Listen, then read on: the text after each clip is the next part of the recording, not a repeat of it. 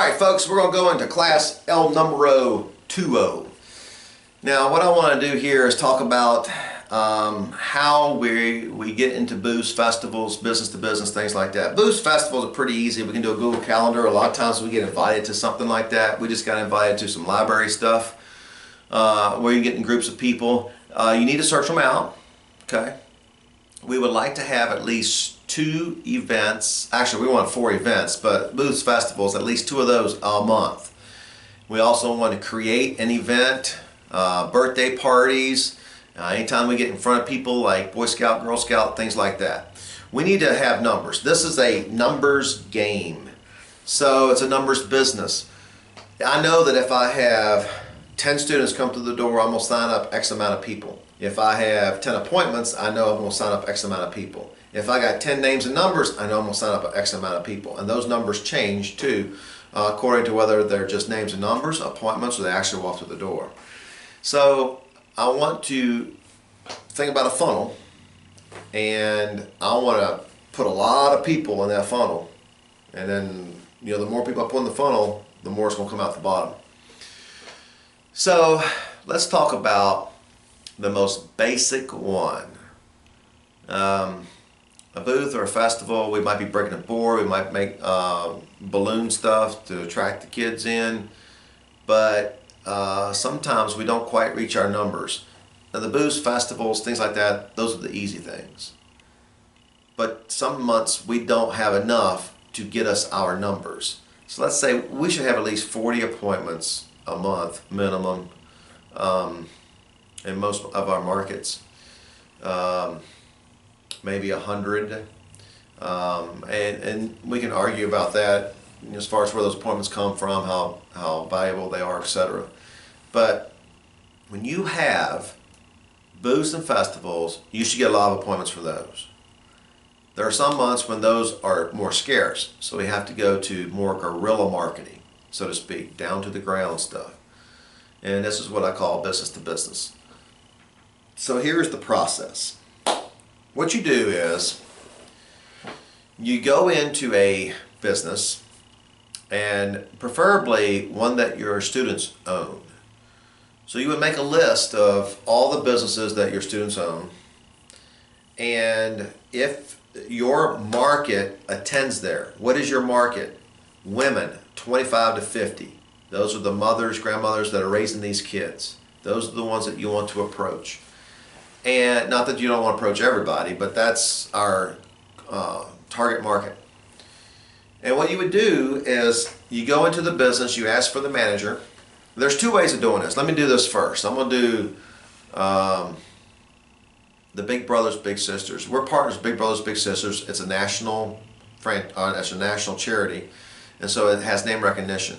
So you go to Walmart, Sam's Club, any retail, big retail store, Kroger, Food Lion, any Lowe's corporate entity, it's better to use the Big Brothers Big Sisters thing.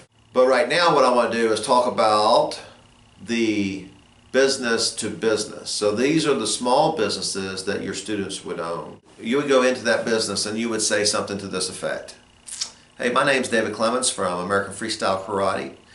And we are partnering with some different businesses in the area. And this is in a script, by the way, that should be up here on the website. We're partnering with some businesses in the area to help with customer service. And what we're going to do is, let me start over. So my name is David Clements. I'm from American Freestyle Karate. And we're partnering with some different businesses in the area and to help with customer service. And what we would do is have one of our professionally trained instructors stand outside your door and open the door for your customers coming through. Excuse me. As they come in. And when they leave, we'll open the door also, and we'll offer them a free guest pass to our school. And what that would do is give you great customer service, even more, and then it would spread the word about us. Now, we would do that for 2 hours a week, for about a month. At the end of the month, I will check back with you. If you don't want to continue, that's great. And if you want to continue on, that's fine. So can we do that for a month? Now notice that I didn't say, so how does that sound? Or I just left it in limbo for the manager or whoever to look at me and say, okay, you can do it. I said, can I do that for a month? So you want to be real specific. Can I do that for a month? And they'll say yes or no. If they say no, you go to the next one. Somebody's going to say yes. Now, it would be good for the month of May, let's say, to have 4 or 5 of those lined up for June, the month next. And then what you would do is you would show up and do your deal. Now, here's the issue.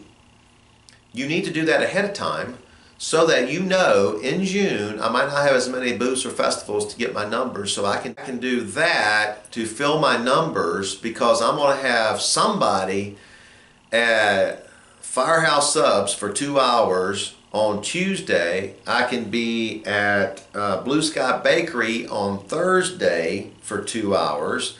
And then the next week on Monday, I can be at, I don't know why all these food places come to my mind, but Dunkin' Donuts. And then the next day at some restaurant. So I have 4 or 5 places that I can do throughout that month.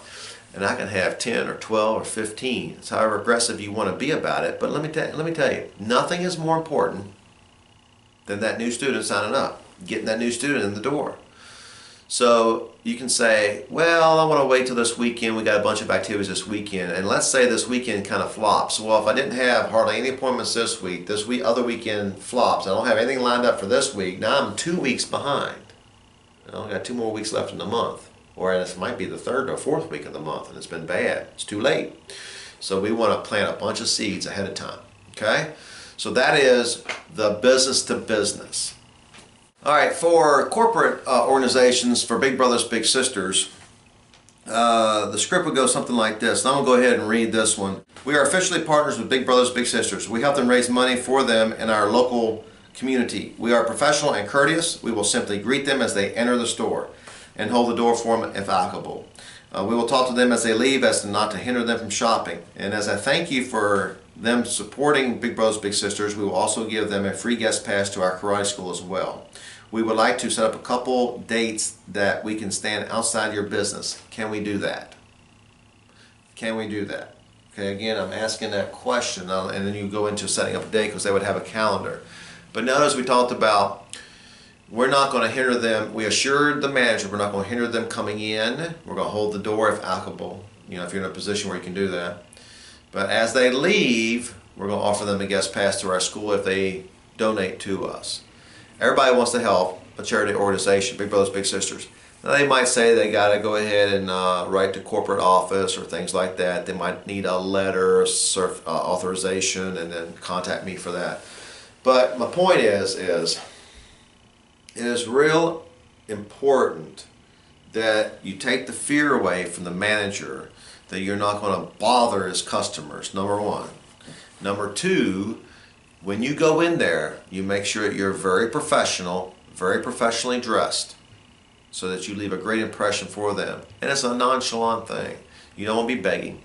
And when you leave, or after you've done that, Big Brothers, Big Sisters, make sure that you send a thank you card to that manager. Bring it by them in person.